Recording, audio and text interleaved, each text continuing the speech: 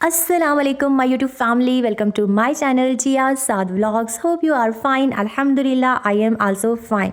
तो सबसे पहले ना मैं अल्लाह का शुक्र अदा करती हूँ कि अप्रैल का मंथ मेरे लिए इतना बाबरकत साबित हुआ और इतना रहमतों वाला, क्योंकि अप्रैल के मंथ में ना मेरे घर इतने गेस्ट आए जितना कि मैंने सोचा नहीं था।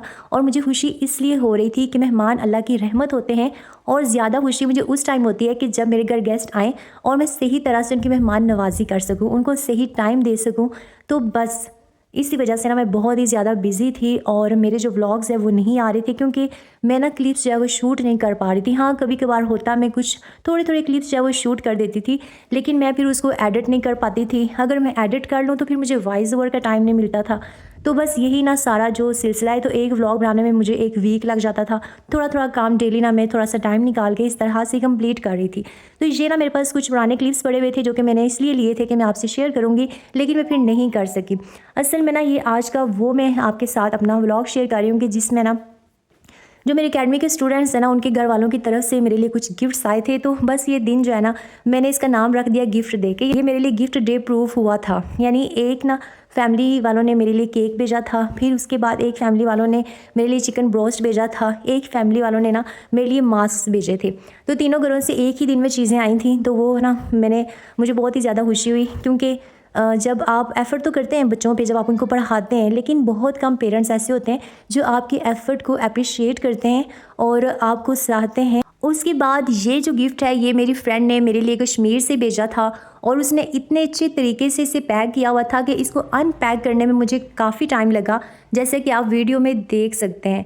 असल में ना कश्मीर का ट्रैवल पाकिस्तान से बहुत ज़्यादा होता है, और जब ज़्यादा लंबा ट्रैवल हो और आपने कोई चीज़ जो है वो किसी के लिए भिजवानी हो, तो फिर आपको होता है कि वो सेव जाए। तो इस वजह से ना आपको पैकिंग जो है ना वो अच्छी करनी पड़ती है। अच्छा, मेरी फ्रेंड ने तो मेरे लिए गिफ्ट भिजवाया था, लेकिन उसके साथ साथ उसकी सिस्टर ने भी मेरे लिए गिफ्ट भिजवाया था। वो भी मैं आपके साथ शेयर करूँगी कि उन्होंने मेरे लिए क्या भिजवाया है। लेकिन हैरत की बात यह है कि मेरी जिस फ्रेंड ने ये गिफ्ट मेरे लिए भेजा ना, उसको मुझसे मिले हुए 10 साल हो गए थे।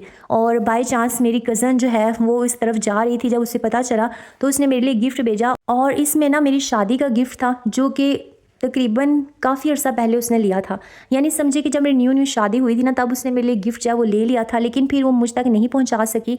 और आज तकरीबन 9 साल के बाद वो मेरे लिए गिफ्ट उसने भिजवाया। यानी 9 साल ना ये उसने अपने पास ही रखा, क्योंकि मेरी शादी को 9 साल हो गए हैं और हमें मिले हुए 10 साल हो गए हैं। तो फिर ना उसने इसको संभाल के रखा। तो मैं सोच रही थी कि हम लोग कहते हैं ना कि बस दोस्ती जो है तब तक है जब हम एक दूसरे के साथ होते हैं, और फिर उसके बाद हम जब एक दूसरे से अलग हो जाएं, शादी के बाद अपनी लाइफ में बिज़ी हो जाते हैं, तो फिर फ्रेंडशिप ख़त्म हो जाती है। लेकिन मैं इस चीज़ पे बिलीव नहीं करती। मैं शुरू से ना मेरा इस चीज़ पे यकीन है कि अगर आपका दोस्त जो है ना वो आपके साथ मुखलिस है, सच्चे दिल से उसने आपसे दोस्ती की है, तो बेशक आपके दरमियान जितने भी फासले हों, लेकिन आपके दिलों में जो फासले हैं ना वो नहीं होते।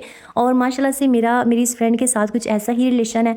तो मुझे बहुत ही ज़्यादा खुशी हुई कि उन्होंने मेरे लिए गिफ्ट भेजा, और मैंने भी उनके लिए भिजवाए थे। तो बस अचानक से ही ना मुझे पता चला मेरी कज़न जा रही है, मुझे भिजवाने पड़े।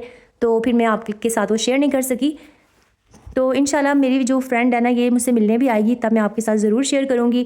तो ये जो है ना, ये कस्टर्ड सेट है जो उसने मेरे लिए रखा हुआ था, और उसने और भी बहुत सारी छोटी छोटी चीज़ें मेरे बच्चों के लिए भिजवाई थी, जिसमें कुछ कलर मार्कर्स थे, स्टेशनरी की चीज़ें थी, बच्चों की चूड़ियाँ थी, मेरी बेटी के लिए चूड़ियाँ थी, मेरे लिए चूड़ियाँ थी, कुछ पैसे भी उसने साथ भिजवाए थे ना। चिंगेरें जिसे हम बोलते हैं ना, छाबियाँ टाइप जो हैं, मेरे पास ना इस तरह की नहीं थी। यानी मैं प्लास्टिक वाली यूज़ कर रही थी और इस तरह की नहीं थी, तो मुझे वो भी अच्छी लगी। मैंने कहा इंशाल्लाह मैं वो भी यूज़ करूँगी।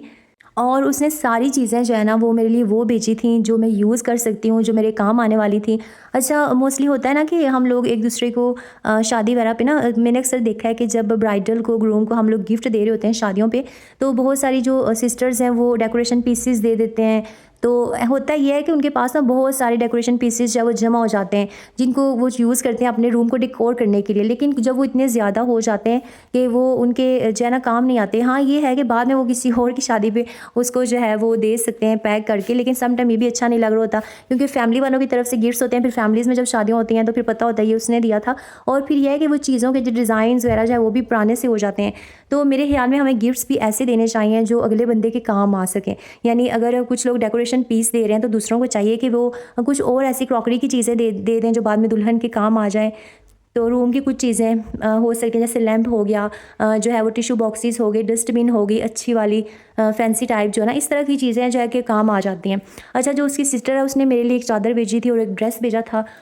तो आपकी भी कोई ऐसी फ्रेंड है जो इतना अरसा आपसे नहीं मिली लेकिन वो फिर भी आपको अपनी दुआओं में, अपनी बातों में याद रखती है? कमेंट्स में बताइएगा। अल्लाह हाफ़िज़।